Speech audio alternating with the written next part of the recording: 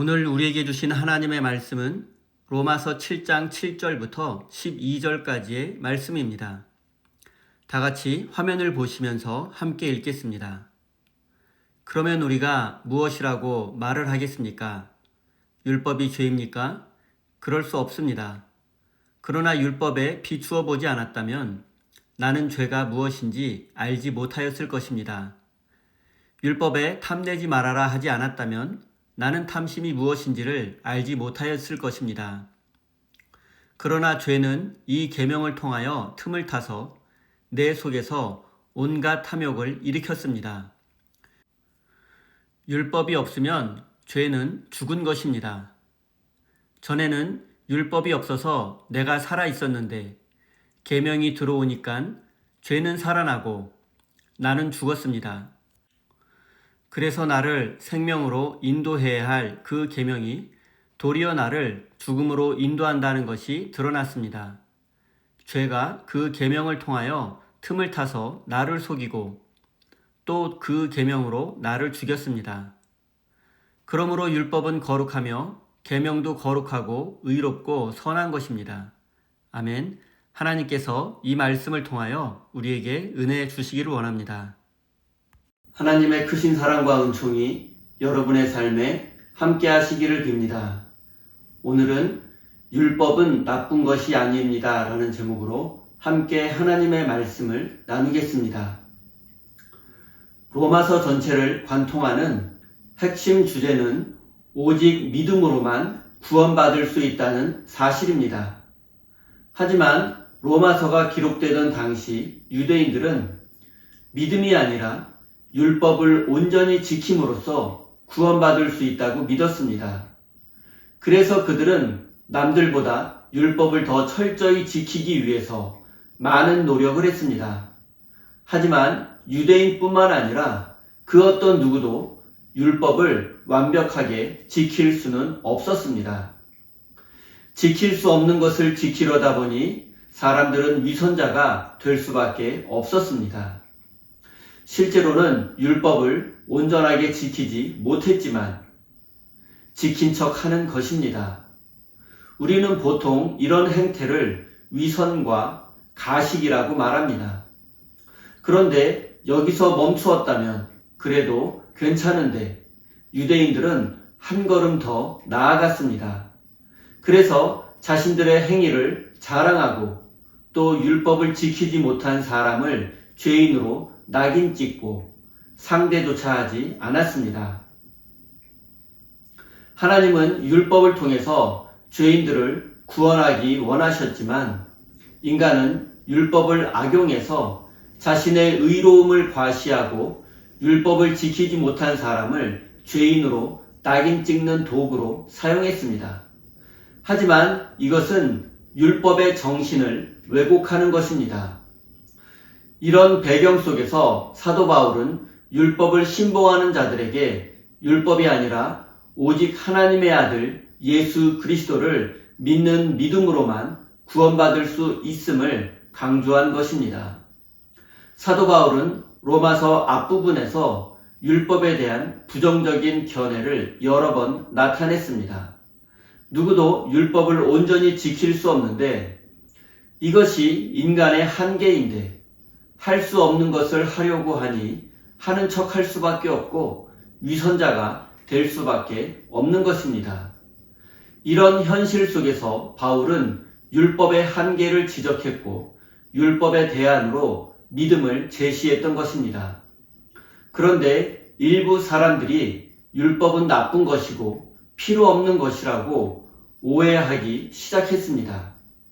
그리고 바울은 이런 오해를 바로잡을 필요가 있었습니다.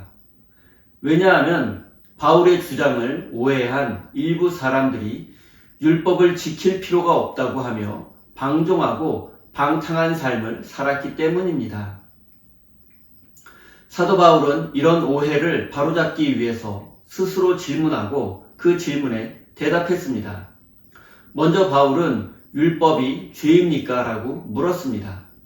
그리고 이에 대한 대답으로 그럴 수 없습니다. 율법은 거룩하고 의롭고 선한 것이라고 대답했습니다. 율법은 필요 없고 나쁜 것이다라는 말의 의미는 율법을 통해서 구원받을 수 없다는 것을 넘어서 율법이 죄와 죽음을 가져온다는 뜻입니다. 하지만 이것은 오해입니다. 사실이 아닙니다. 바울은 율법이 우리에게 죄와 죽음을 가져온다고 말한 적이 없습니다. 우리에게 죄와 죽음을 가져오는 것은 인간의 죄악된 본성입니다. 죄를 지은 죄인이 법을 탓하는 것은 옳지 않습니다. 죄를 지은 자신이 문제이지 법을 탓해서는 안 됩니다. 율법은 선하고 좋은 것이지만 부패하고 타락한 인간이 율법을 죄 짓는 도구로 악용한 것이 문제입니다. 법이 문제가 아니라 법을 악용한 인간이 문제입니다. 따라서 바울은 율법이 나쁜 것인가 라는 질문에 율법은 거룩하고 의로운 것이라고 대답했습니다. 율법은 하나님이 주신 것이기에 본질적으로 선하고 거룩한 것입니다.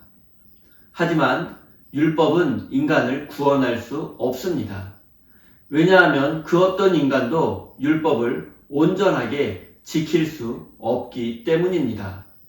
지킬 수 없는 것을 지켜야 하고 할 수 없는 것을 해야 하니 지키는 척 해야 하고 할 수 있는 척 하다 보니 위선자가 될 수밖에 없는 것입니다. 율법은 하나님께서 주신 선하고 거룩한 것이지만 그럼에도 불구하고 율법은 우리를 구원할 수 없으며 인간은 율법을 악용해서 죄를 짓는 것이 현실입니다. 우리는 율법을 통해서 죄를 깨달을 수 있습니다. 율법이 있기 전에는 양심이라는 자연법을 통해서 막연히 어떤 행위가 죄가 된다는 사실을 알고 있었습니다. 하지만 하나님께서 율법을 주신 이후에는 율법을 어기는 행위가 죄라는 사실을 분명히 알게 되었습니다. 율법을 통해서 하나님의 의로운 기준을 알게 되었고 무엇이 죄인지 죄의 정의를 확실히 알게 되었습니다. 바울은 이 사실을 탐심을 예로 들어 설명했습니다. 탐심은 남의 것을 탐내는 마음입니다. 그리고 인간이 저지르는 죄의 상당수는 탐심에서 비롯됩니다. 모든 인간에게는 정도의 차이가 있을 뿐이지 기본적으로 남의 것을 탐내고 심지어 빼앗아서라도 소유하고 싶은 욕망이 있습니다. 이 탐심이 문제가 되는 것은 하나님께서 나에게 주신 것에 만족하지 못하고 다른 사람의 것을 탐내고 소유의 대상으로 삼는 것이기에 탐심은 죄로 들어가는 출입문이라고 할 수 있습니다. 이 비유를 통해서 바울이 다시 한번 강조하는 것은 율법은 죄의 원인이 아니며 죄악된 인간이 율법을 죄 짓는 도구로 악용한다는 사실입니다. 외과 의사의 메스는 사람을 살릴 수 있는 도구이지만 반대로 사람을 죽이는 흉기로 변할 수도 있습니다. 이처럼 당시 율법은 사람을 살리는 도구가 아니라 사람을 죽이는 도구로 악용되고 있었습니다. 하나님은 당신의 백성들을 구원하기 위해서 율법을 주셨지만 하나님을 떠난 인간은 죄에 오염되었고 율법을 온전히 지킬 능력을 상실하고 말았습니다. 율법은 원래 거룩하고 의로운 것이지만 죄에 물든 인간은 율법을 지키지 못했습니다.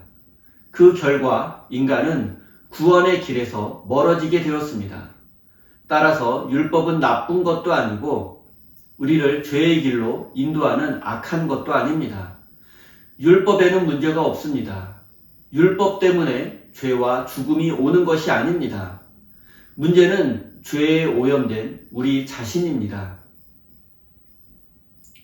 사랑하는 성도 여러분, 하나님은 우리에게 선한 의도로 율법을 주셨습니다. 율법은 의롭고 거룩한 것입니다. 하지만 죄에 오염된 우리는 율법을 온전히 지키지 못했고 이 사실을 감추기 위해서 의로운 척, 거룩한 척하며 위선자가 되고 말았습니다. 사랑하는 성도 여러분, 우리는 하나님 앞에서 죄인입니다. 이 사실을 인정해야 합니다. 우리는 우리의 있는 모습 그대로 하나님 앞에 설 수 있어야 합니다. 그리고 이제 우리는 하나님의 아들 예수 그리스도를 믿는 믿음을 통해서만 구원받을 수 있다는 사실을 믿어야 합니다. 율법의 시대는 지났고 은혜의 시대가 시작되었기 때문입니다. 사랑하는 우리 세임교회 성도 여러분, 부족하고 연약한 모습, 여러분의 있는 모습 그대로 하나님 앞에 나아가시기 바랍니다. 그래서 하나님의 위로와 은혜를 누리는 복된 인생이 되시기를 예수님의 이름으로 축원드립니다. 우리 다 함께 주신 말씀 가슴에 새기며 기도의 자리로 나아가겠습니다.